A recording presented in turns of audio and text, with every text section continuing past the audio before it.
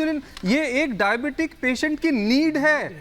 ये इसमें ये नहीं है कि आपने 20 दिन पहले अगर भी टाइप्स होते हैं कि आप किसको दे सकते हैं, किसको दी जानी चाहिए, किसको नहीं दी जानी चाहिए, ऐसा नहीं। डेली बेसिस मॉनिटरिंग होती है। ठीक बात है। ये ऐसा नहीं होता कि 20 दिन पहले कहा गया नहीं दी जाएगी तो अब आगे कभी भी नहीं दी जाएगी। 22 साल से शुगर पेशेंट है वो, 54 यूनिट वो इंसुलिन ले रहे हैं। अगर किसी दिन डॉक्टर को दिखाया गया, अगर उन्होंने बोला कि इस समय इनको जरूरत नहीं है, लेकिन अभी लगातार जब 250 से 300 चल रही है तो इंसुलिन देने में प्रॉब्लम क्या है? मैं आपको बता देती हूँ। वो जो मेडिकल स्पेशलिस्ट हैं जिन्होंने टिप्पणी की है, स्पेशली अभी राम मनोहर लोहिया अस्पताल की, हमने बताया भी है कि केजरीवाल को कभी भी ना तो इंसुलिन लेने की सलाह दी गई है, ना ही इसकी उन्हें जरूरत थी। ये राम मनोहर लोहिया अस्पताल की ओर से जो मेडिकल स्पेशलिस्ट हैं, मैं उनकी बात आपको बता रही हूँ। तिहाड़ की रिपोर्ट में यह कहा गया है कि मेडिकल स्पेशलिस्ट ने केजरीवाल की हेल्थ 10 और 15 अप्रैल को भी चेक की थी। इसी स्पेशलिस्ट ने केजरीवाल को यह सलाह दी थी कि ओरल एंटीबायोटिक जो दवा है वो आप ले सकते हैं। यह कहना गलत है कि केजरीवाल को किसी भी समय इंसुलिन देने से इनकार किया गया था।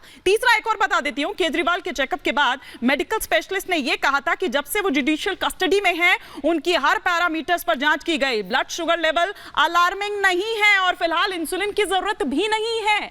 तो किस रिपोर्ट के बेसिस पे आप कह रहे हैं?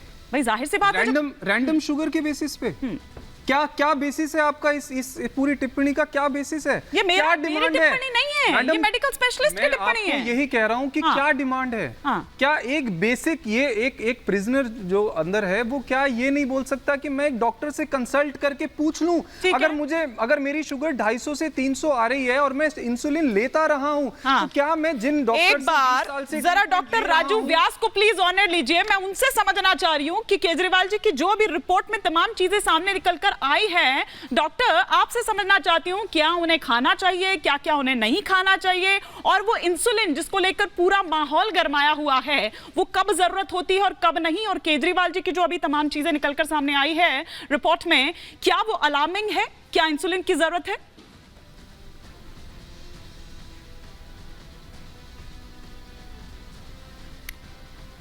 डॉक्टर म्यूट पर हैं आप अनम्यूट करिए एक बार।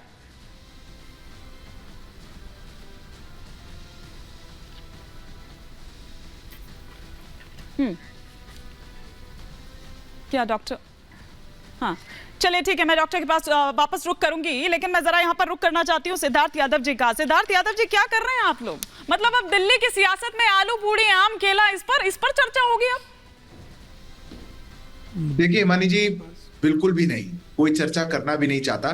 कोई एक मुजरिम है, देश की अदालत ने उसको जेल में भेजा है। जैसे सब मुजरिम जेल में रहते हैं ऐसी वो भी रह सकते हैं, पर अरविंद केजरीवाल और उनकी पार्टी को सनसनीखेज खबर बनाने की एक आदत हो चुकी है।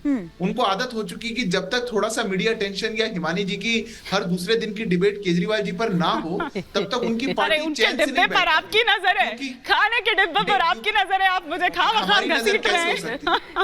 देखिए हिमानी जी, नजर तो पूरी दिल्ली की है, देश की। आम का सीजन भी नहीं आया, लोगों के घर में भी आम नहीं आ पा रहे, पर जेल में पहुंच रहे हैं। अब बिना सीजन के भी आम खाएंगे और फिर वो दोषी ठहराएंगे दूसरे को। पर मैं सीरियस बात कहना चाहता हूं, हिमानी जी, कोई अपने स्वास्थ्य के साथ एक मिनट कंप्लीट तो करने दीजिए। आ रही एक एक करके और वो तानाशाही सामंतवादी सोच अपनी सत्ता के लिए ऐसा काम करे, मैं मानता हूं कि दुर्भाग्यपूर्ण है। अगर आज कोई भी व्यक्ति जेल में जाता है, अरविंद केजरीवाल कोई पहले मुजरिम नहीं है जो जेल में गए, और वो पहले मुजरिम नहीं है जिनको शुगर हुई है। बहुत से मुजरिमों को शुगर होगी, जेल की अथॉरिटीज हैं जो कि खुद दिल्ली सरकार के अंदर हैं, पर वो अगर आपकी शुगर को मॉनिटर कर रही है, वो जाकर के कोर्ट में कुछ बात कर रही है, उसको सनसनीखेज खबर बना करके और ये सस्ती लोकप्रियता बटोरने का ये कैसा तरीका बन चुका, और ये कैसा दिन आ गए। जो पार्टी कभी कहा करती थी ऐसा नहीं करेंगे वैसा नहीं करेंगे, सब कुछ कर डाला, और आज क्या क्या दिखा दिया देश को। मतलब कभी कोई जेल मंत्री मसाज करवा रहा है, पॉइजन दिलवा रहे हैं आप उनको जेल के भीतर, और आज कोई यहाँ पे बैठा आम खा रहा है, कभी कोई कुछ और पॉइजन दिलवा रहे हैं आप जेल के भीतर। लेकिन दुष्यंत जी बताइए, खाने पर चर्चा हो रही है लेकिन राहुल गांधी की कहीं चर्चा नहीं हो रही है। तो दिल्ली की जनता को दे रहे थे, भाई शराब पिला पिला के 1 पे 4, ये किसको पिला रहे थे? पहले चरण के मतदान के बाद में इनको ऐसा झटका लगा है कि आलू पूड़ी पर आ गए, 440 वोल्ट का झटका लगा है कि ये भूल गए हैं। कहीं रात्रि को विश्राम कर रहे हैं, कहीं किसी से बात कर रहे हैं, सुबह सोचते हैं आलू पूरी, फिर सोचते हैं मैंगो, फलाना ढिमकाना। अभी तो भैया कई झटके और तैयार हैं। 26 तारीख को भी एक झटका लगना है। देखिए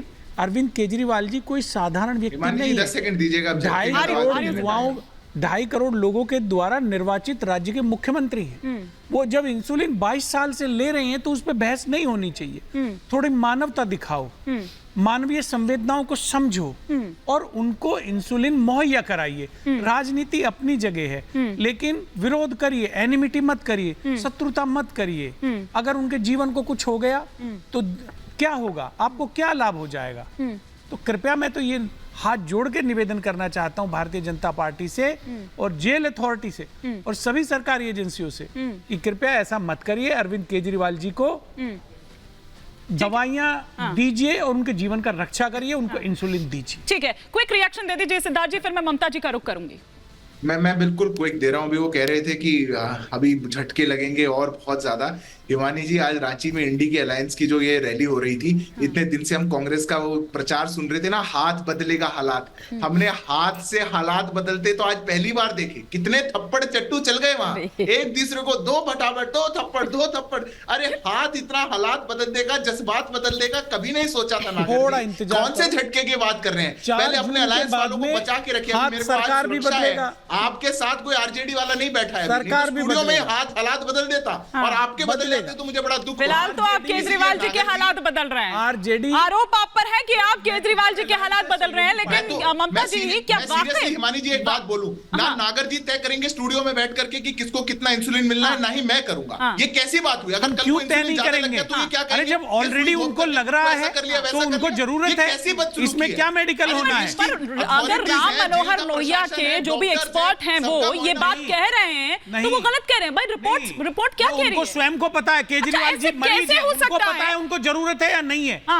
नहीं, पर कोई और तीसरा पर्सन ठीक है, एक बार ममता जी का भी रिएक्शन इस पर आ जाए। ममता जी, वाकई लग रहा है कि केजरीवाल जी को मारने की साजिश रची जा रही है, जिस तरह से संजय सिंह समेत तमाम जो आम आदमी पार्टी के नेता हैं, प्रवक्ता हैं, वो सब जिस तरह के आरोप लगा रहे हैं। हिमानी जी धन्यवाद। मैं ऐसा मानती हूं कि किसी भी इंसान को भगवान से ज्यादा अपने कर्मों से डरना चाहिए, क्योंकि हमारे जो आराध्य हैं ना सनातन हिंदू धर्म में, वो तो दया करके लोगों को माफ कर देते हैं, पापियों को, गलत कर्म करने वालों को। लेकिन वो कहते हैं ना कि कर्म पीछा नहीं छोड़ते।